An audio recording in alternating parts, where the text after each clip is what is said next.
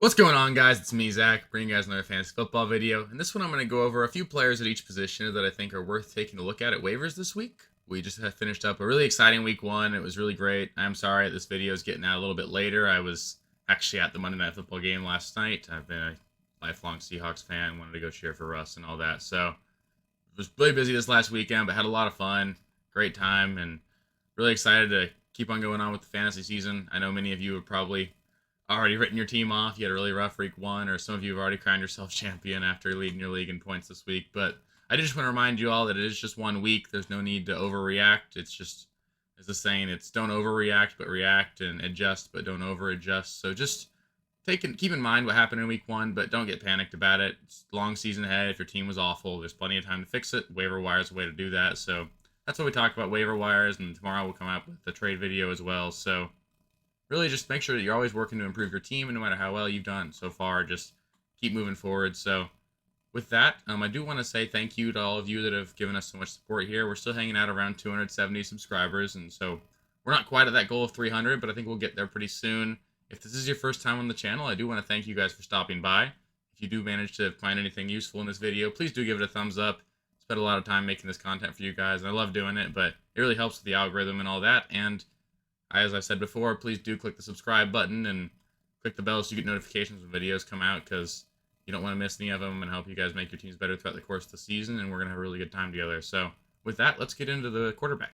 So starting us off with the quarterback position, I think there are a couple of players worth looking at. I'll add in some honorable mentions on top of this, but in general, the quarterback position, along with the tight end position, will often be pretty thin throughout the course of the season. Generally, week one is one of the largest weeks for waivers because that's when we get the most new information. But as the season goes on, I'm not going to try and just force players in here. But given the fact that we actually did have an injury to the quarterback position in Dak Prescott, I think that there are a lot of you who are out there looking to really give yourself a quarterback for the next 6 to 8 weeks or however long Dak ends up being out. So a couple guys that I think actually have legitimate potential to be guys you can use each week this season. Number one being Carson Wentz.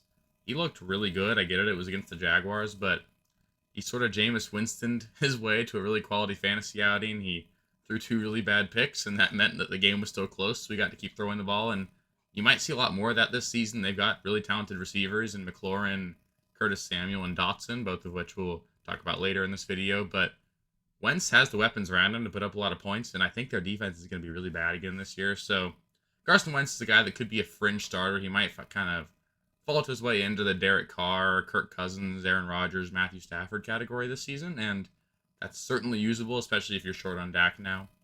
And the one other quarterback I want to talk about is Justin Fields. I get it. It was a really gross game between the Bears and the 49ers this week, but they were playing in basically a swamp the whole game. So I'm almost willing to write off a lot of that game. But what I will say is that the Bears looked like a real NFL franchise, which isn't really something you could say for the last couple of years. And Fields did demonstrate his ability to create after the play breaks down. He had that really big play to Dante Pettis. So there's certainly upside with Justin Fields, and he'd be a guy that, if you have the roster spot, I don't hate stashing him and seeing what happens. I'm not looking to start Justin Fields anytime soon, but the upside's there. So take a look at him if you have the extra spot and don't really care. Moving on to the running back position here, there are actually a lot of names that I think are worth taking a look at, some of which are probably unavailable in your league, so I tried to go deep enough that at least some of these guys will be available for you. But my waiver wire priority number one this week would actually be Darrell Henderson if he happens to be there. I think he's available in just about half of leagues right now, and that's just absolutely shocking to me. He had an ADP of around the 10th or 11th round, I thought, so I'm shocked to see that Darrell Henderson is available as he is, but for now, at least, Darrell Henderson is the lead running back for the Rams offense, and that offense is going to be much better than we saw in week one. So if Darrell Henderson's there, absolutely go for him. If you really need a running back, I don't hate spending 40% of your fab on Darrell Henderson. If you're in a fab league, I'm more than happy using a waiver priority on him. Henderson's going to have a pretty big role in a good offense going down the stretch, so really happy if you can get Henderson on waivers here. James Robinson, sort of a similar story. He actually out-touched Travis Etienne in week one, and he looked good. I know it's really hard to trust a guy coming off of a torn Achilles. That's why Darrell Henderson's so involved now, is because Cam Akers is just a shell of himself from that. But James Robinson sort of seems to be doing it. So I think that James Robinson is sort of going to be a low-end running back to the rest of the season with upside if the Jaguars' offense can improve or if anything were to happen to Etienne. So James Robinson's another guy I'm grabbing at all costs if he's on waivers. Another guy I'm happy spending about 30% of my fab on. Now we're getting into some of the less exciting players here in Rex Burkhead and Khalil Herbert. Rex Burkhead actually saw the field a ton. I believe he was on the field for 72% of snaps this last week, which is insane. Rex Burkhead, for whatever reason, the Texans love him. He's going to get a lot of volume. He's not going to do a ton with it, but he catches enough passes that with the volume he's being given, he's a low-end running back too. He's a flex pay, I guess, if you're in a deeper league. So I don't hate using Burkhead. He's worth an ad, but just know that over the course of the season, Burkhead should lose work to Dameon Pierce. I can't imagine it's week 10 and we're still talking about Rex Burkhead being a focal point of the Texans offense. So just be ready to move on from Burkhead. But if you're thin at running back, I don't mind spending 10% of your fab to get Burkhead and just, fill a hole for a few weeks. Khalil Herbert's another guy I'm actually pretty excited about. That's another thing I was able to take away from this Bears game is that it's going to be a lot more of a split between Herbert and David Montgomery than it's been in the past. And I believe Herbert's the better running back between the two of them. Herbert might get enough volume just alone to be a low-end flex play if David Montgomery's playing, if the Bears offense can improve. But he's certainly going to be a really quality handcuff. And a world exists where Herbert takes over that lead role. So Herbert's another guy. He's probably worth about 5% of your fab to me. Next guy I want to talk about here is Jaylen Warren. He is clearly the number 2 running back for the Pittsburgh Steelers. He was the only running back that got a snap after Najee went down towards the end of the game. And we don't know how long Najee's going to be out. He says he's going to be okay, but I've heard reports all over the place suggesting that it could be a re-aggravation of the Liz Frank injury that held him out a little bit in preseason. And those things are tough, and if he is going to miss time, Jaylen Warren's going to be a running back that's just on the field a ton because the Steelers insist on using a single running back as much as possible. So Jaylen Warren's certainly a player worth stashing, especially if you have Najee.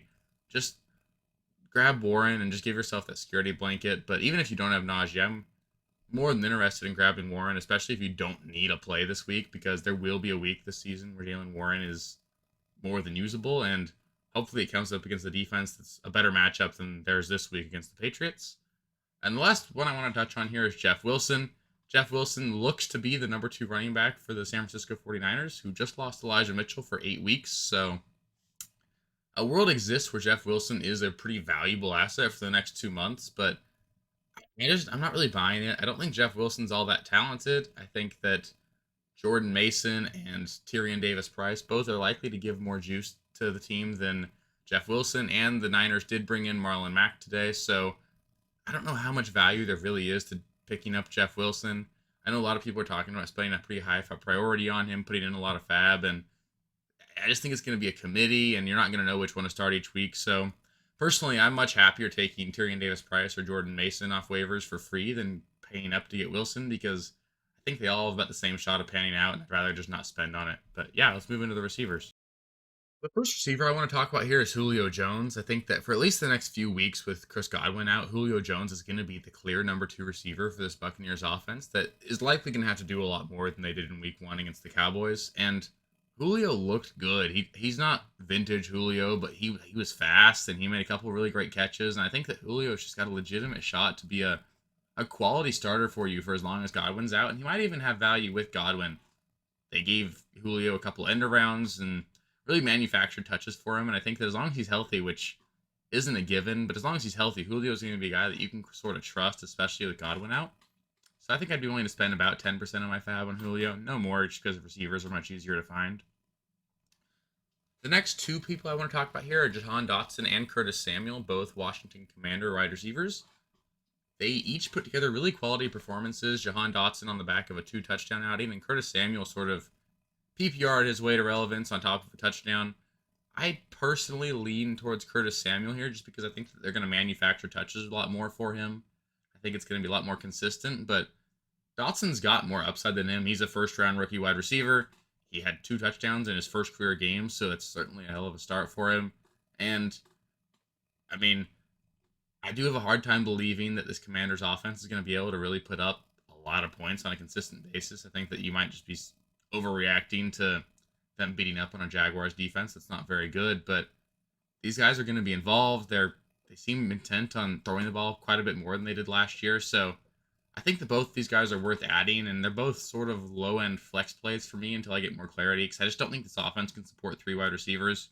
Very few can. I doubt this is one of them, so you can pay up for them like 10% again, but don't bank on them, and if you need them in a flex play, you can use them. But especially right now, I prefer Curtis Samuel, and down the stretch, I'd probably prefer Jahan Dotson. Another guy I want to talk about here is Joshua Palmer. It looks like Keenan Allen's not going to be able to suit up for their game on Thursday, so Joshua Palmer should be the number 2 wide receiver for them. I know Mike Williams didn't do anything this last week, but he's going to be their number 1 this week. You always got to start him, but Joshua Palmer is going to be the clear number 2 here. I know some people are talking about DeAndre Carter.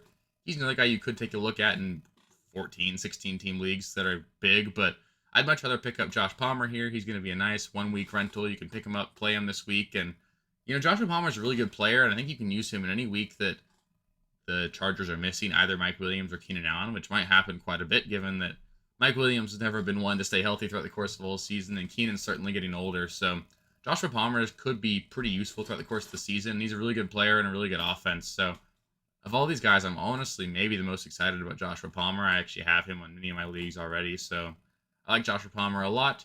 And then 2 guys I want to talk about here in deeper leagues. I do like Zay Jones and Kyle Phillips. They both got 9 targets this last week. Kyle Phillips ended up with a league high, like 41% target to route ratio. So on 41% of his routes, he was targeted, which led the league, which is absolutely crazy. And they're using him on punt returns, so they're clearly making an effort to get Kyle Phillips the ball. So I think the Kyle Phillips is going to have some upside, just as a nice, like, sort of Hunter Renfrow-esque player where you can play him and just count on 10 points throughout the course of the season. He doesn't have the upside that a lot of these guys do, but in a deeper league, if you just need some points, he's a guy that can get those for you. And Zay Jones does seem to be the number 2 wide receiver for the Jaguars behind Christian Kirk. Zay Jones, he got paid like a 3-year, $24 million deal, so it's not surprising they're trying to use him. And he actually looked pretty good for the Raiders towards the end of last year, so I'm not all that surprised. I liked Zay Jones last year, and I think that Zay Jones has a little bit left in the tank, and he'll be another guy that you could play as a desperation flex going forward. So he's worth, getting for free in your waiver wire if you like. And last but not least, I just want to talk about a couple of tight ends that I'm pretty inspired by here. I am pretty excited about Gerald Everett. He did look to be the clear number 1 receiving option for the tight end position in LA with the Chargers. He had a really nice touchdown where Herbert threw a back shoulder fade to him, and he got it. Cornerback didn't get his head around. He got it and dragged the guy a couple yards for a touchdown. Gerald Everett's a really athletic player, and he can do a lot with the ball in his hands. So I think he's going to be involved enough that you can sort of just trust that this offense is going to score enough points that he's got a very real opportunity to score a touchdown every week. So he's certainly, to me, a top 12 tight end going forward. And Robert Tonyan is another guy I think who could be really involved. The Packers just really struggled to move the ball. They don't really have many reliable receiving options, and Tonyan's going to be a guy that Rodgers trusts. So Tonyan does have double-digit touchdown upside again this season, and if he's on your waiver wire and you need a tight end, I don't mind going and grabbing him as well. Thank you guys for watching. If you haven't already, please be sure to subscribe to the channel, like the video, check out these other videos here if you haven't. If you want more content, please feel free to follow me on Twitter @RealSteelFFB. I'll be more active on there as the season goes on. Thanks. Catch you later.